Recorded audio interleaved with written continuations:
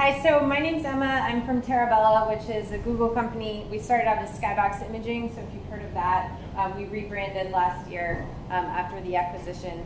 I'm actually also giving a talk tonight at another Space Week event over at NUS, so that'll be kind of a longer version of using the same slide deck, but kind of a longer, more detailed version. So if you're interested in learning more, feel free to come to that.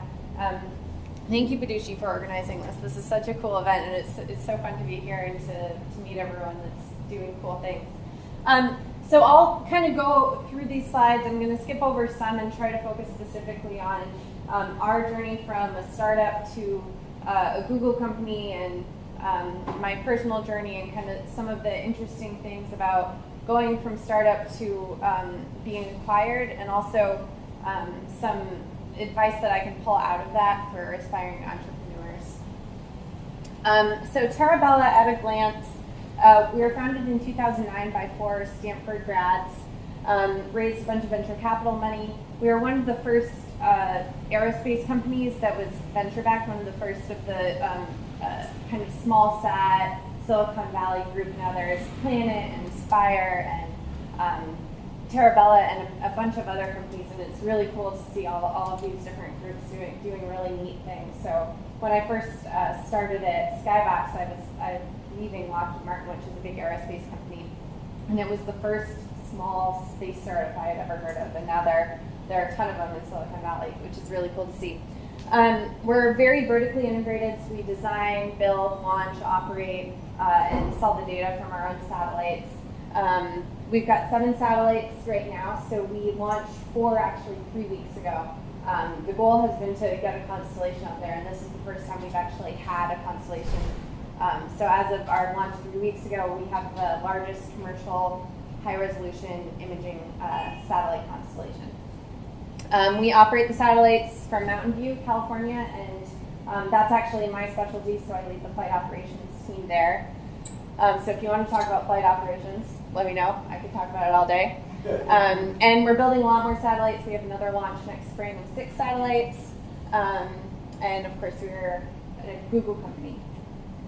So these are our satellites. They're microsatellites, which are bigger than CubeSats. Microsatellites are about 100 to 150 kilograms. Ours are about 110, and they're about the size of a mini fridge, if you can't tell from the picture, so kind of like this. We provide the world's first sub-meter high-definition video from orbit, and I have an example of that in a little bit.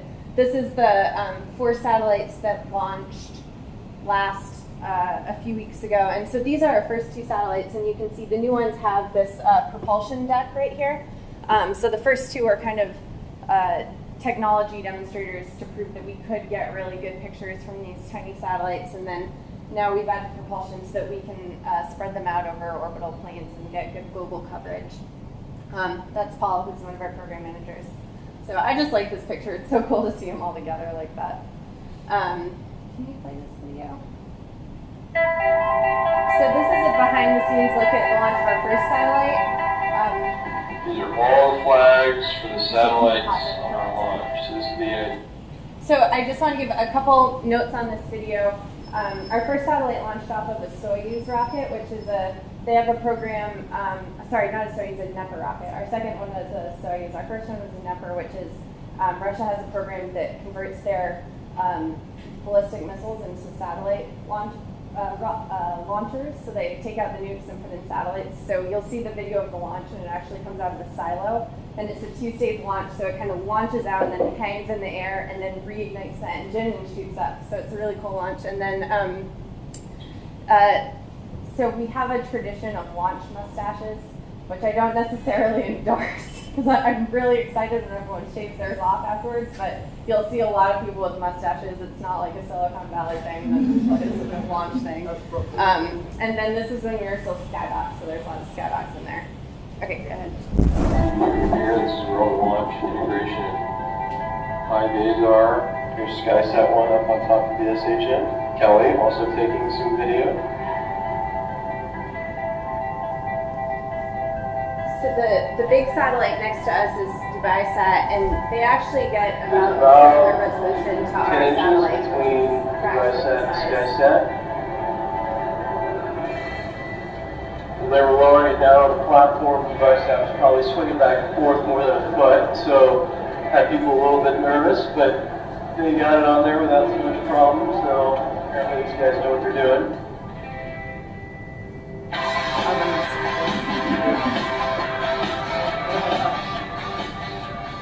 It was a pretty exciting night in Skybox history. Chinyu sent an email out this morning that 5 years ago today, her, John, Julian, and I, who were the 4 co-founders here at Skybox, were working on our final presentation for MSD 273, which was the Stanford So You Want to Do a Venture Capital-Backed Startup Company class, where we all met and put together the original business plan for Skybox. Let me also just confirm the initiation of the launch sequence, give the final approval to shift over to the drill sequence and start the launch.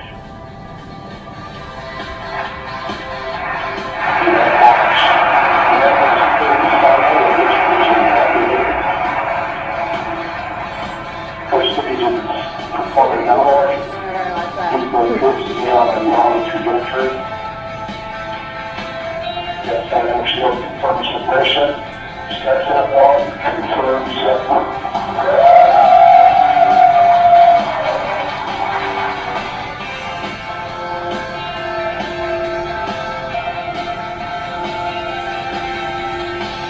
Should be honest voice check. Be honest, loud and clear. This is our mission Power control voice check. center in Mountain View. Comms voice check.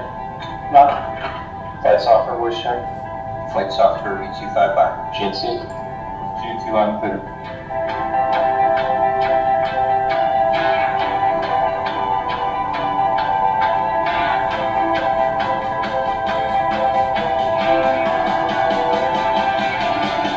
Signal. Yes, loud and clear.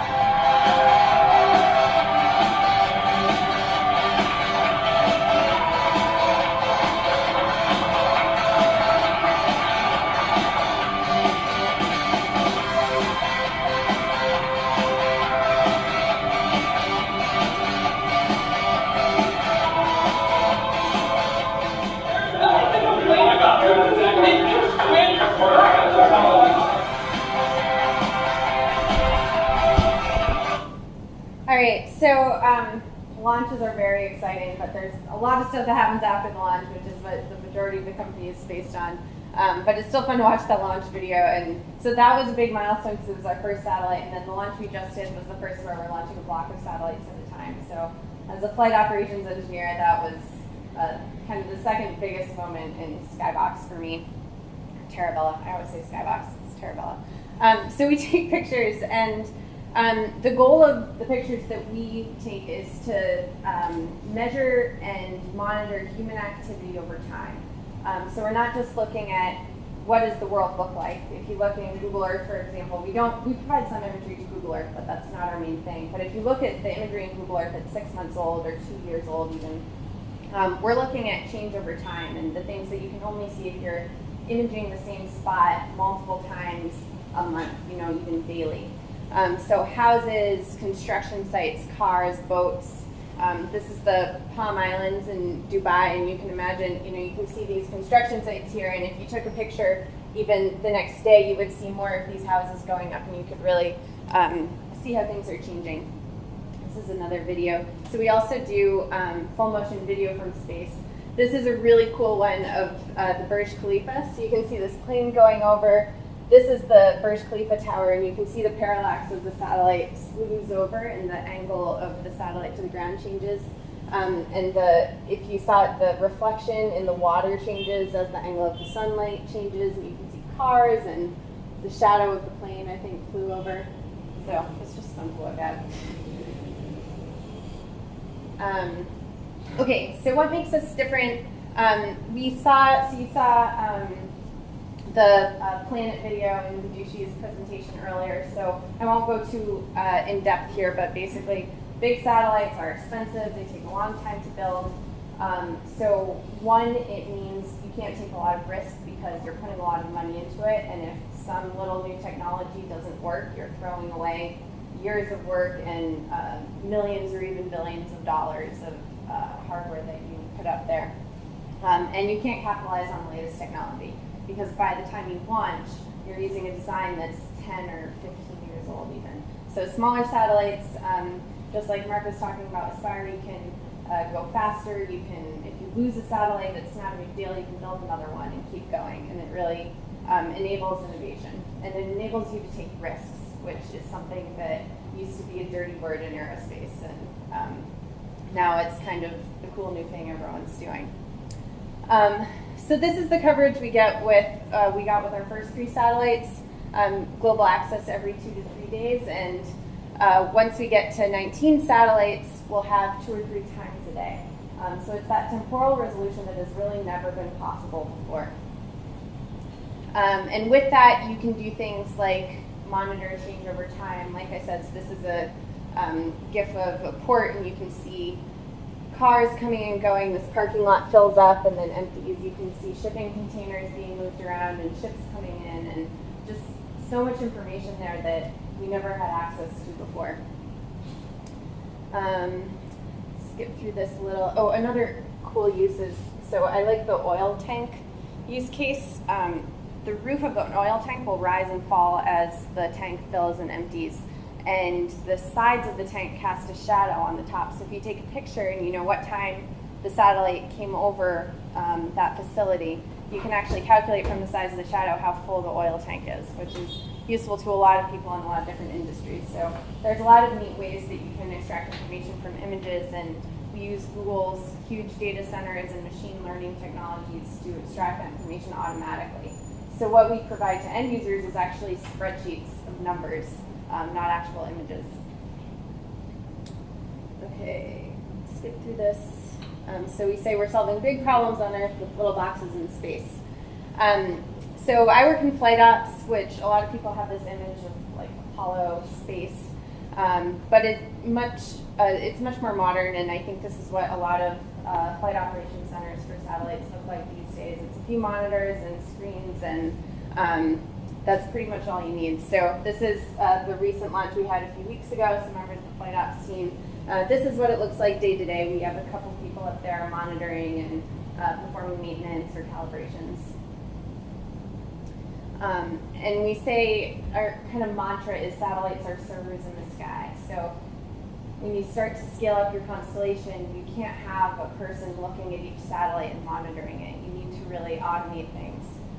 So we like to say that we fly our satellites the way that Google operates its servers, where you just monitor them autonomously. You can fix anomalies if you recognize them, and you only escalate to a human when you really need to. Okay, so the journey from startup to a company with real satellites and real data, it was pretty fun, and I want to just give a couple little snapshots into that. This is me and the other 2 original members of the flight operations team, and we're in one of the founders' kitchens in his apartment in San Francisco, and this was actually where we wrote a lot of the command scripts for the satellites, because so Silicon Valley is really into these like open seating environments, which are fun but also really loud and distracting. So we would just escape up to the apartment and do a lot of work there. And Josh and Sage actually had never been in satellite operations before. They were right out of grad school. And I was relatively new to the field. So it's a good example, I think, of what you can do if you're willing to learn from the past, but also try new things. Because the 3 of us pretty much built the flight operations system from the ground up with not a lot of industry experience. So we went and visited other operations centers. We talked to people. We tried to learn as much as we could, but we also didn't make ourselves beholden to the way that things were done. And we were willing to overlay our ideas about how we could automate things or modernize them or make them better. And that really enabled us to build kind of a new system that's very different from the ones in the past that worked for our unique business case. We hired a bunch of satellite controllers after we launched our first satellite and realized we couldn't do it on our own. And we ended up hiring students from San Jose State University and just started an intern program, which was pretty revolutionary for the industry because we visited a lot of different operations centers and they're all using career operators who are really experts in their field and have been working for 20, 30 years sometimes. But we found that the student model worked really well because they're really excited, they want to get their hands dirty and really just contribute back to the system.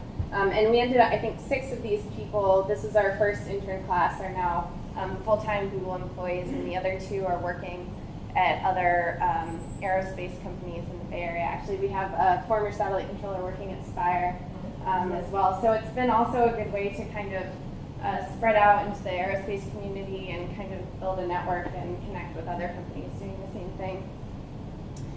So I guess the lesson to take out of that is don't hire for a specific role.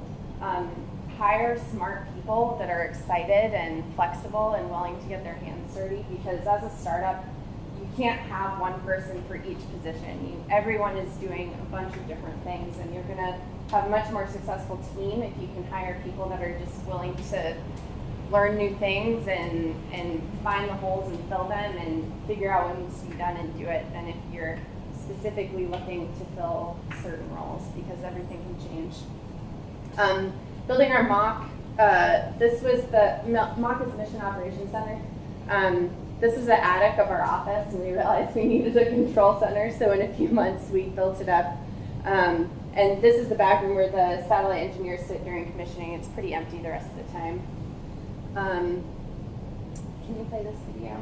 So I just wanted to show a quick video that I think is a good example of, so this is a screen recording, of kind of using the resources that you have available. So this is our command and control software, and it's the way that we monitor the satellites and send commands in our control system. And when we looked around at what was available for command and control software, there's a lot of good off-the-shelf stuff, but nothing for a high-resolution imagery constellation. If we did it now, there are a few things that we might have been able to use, but at the time there was really nothing we could have used off the shelf. So we looked around and we said, okay, what do we have?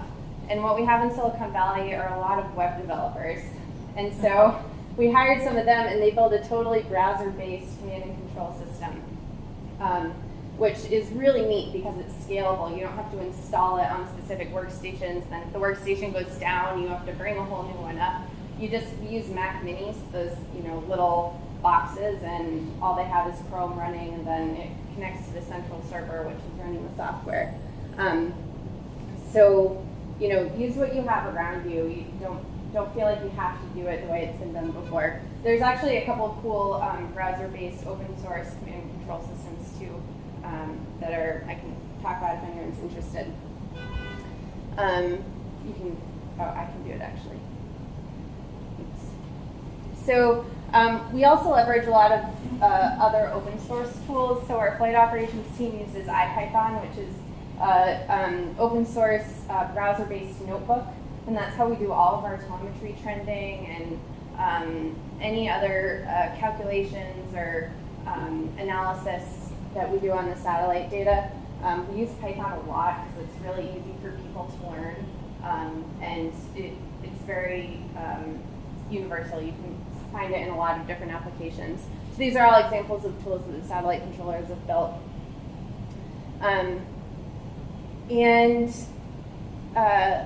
So this is kind of our journey along the timeline from no satellites to 7 in less than 3 years, which has been really cool to see. One thing I just wanted to highlight that I think is a really good takeaway in terms of entrepreneurship. The 4 founders of Skybox started out trying to do the Lunar X Prize. So they got together a team at Stanford, they were going after that Lunar X Prize, and then the housing bubble popped and they lost all their funding. So they went back to the drawing board and they said, okay, we still want to do a space startup, what can we do? And they came up with this idea of getting high temporal resolution of Earth imagery using CubeSats. And they presented this, they got funding, they started looking into the business case and talking to customers.